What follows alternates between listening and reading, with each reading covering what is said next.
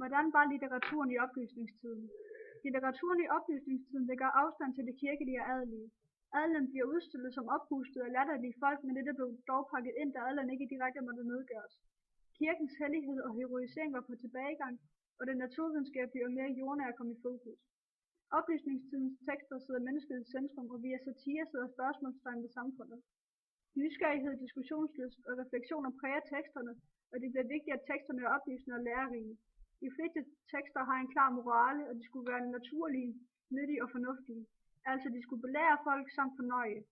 Gamle dyder og traditioner blev revurderet ud fra en nyt synsvinkel, og samfundets fejl og mangler blev påpeget. At videregive viden var i fokus, og de store følelser og tragiske tekster var skubbet i baggrunden. Gotthold Ephraim Lessing.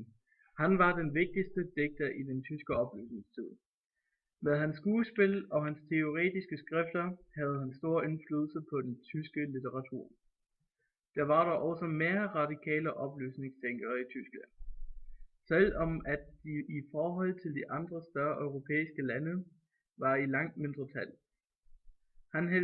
Han havde delt mange af neologernes synspunkter, men bevægede sig i løbet af de 1760'erne langt væk fra dem. Han vedblev at være kristen af overbevisning, men udviklede i stedet sit helt eget personlige religiøse standpunkt. Han nåede næsten at gå ind for alle de forskellige synspunkter, der fandtes i den protestantiske teologi. I hovedværkerne Nathan den Vise og Die Erziehung des Menschengeschlechts, opdragelsen af menneskeheden, fremlægger han sit standpunkt om religiøse tolerance. I retten for den enkelte til at finde sit eget religiøse standpunkt. Lessing var optaget af kristendommens alvorsfulde karakter, men han fraskrev sig troen på det overnaturlige, og fandt i stedet i overensstemmelse med oplysningstidens tanker behag i den filosofiske side troen. En anden af Tysklands oplysningstænkere var Moses Mendelssohn. Han var af jødisk baggrund og var ivrig fortaler for jødernes rettigheder i Tyskland.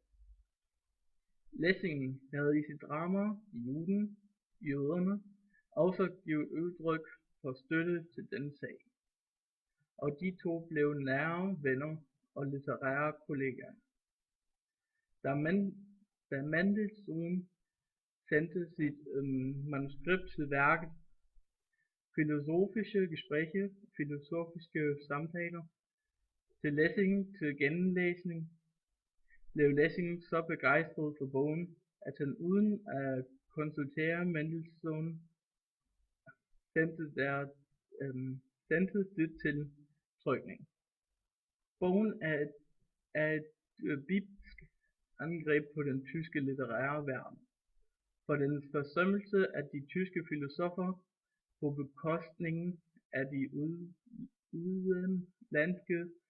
Senere livet blev Mendelssohn involveret i litterære stridigheder med blandt andet schweizeren Johann Caspar Lavater omkring Jesus guddommelighed. Mendelssohns helbred blev nedbrudt af stridigheder, og han koncentrerede sig om oversættelsen af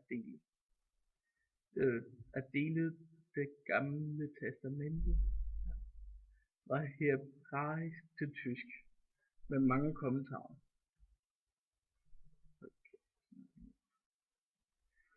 Den nok mest kendte tyske oplysningsfilosof var Immanuel Kant.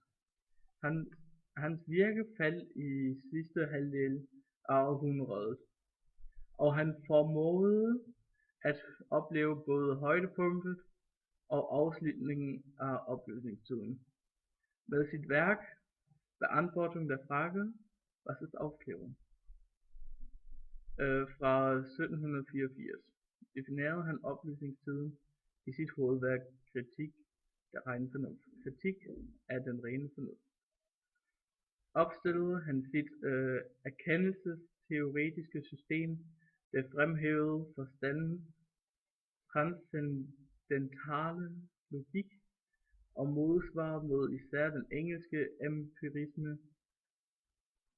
Med sit kategoriske imperativ fik han ud fra sit system mulighed for at formulere religionsfrihed.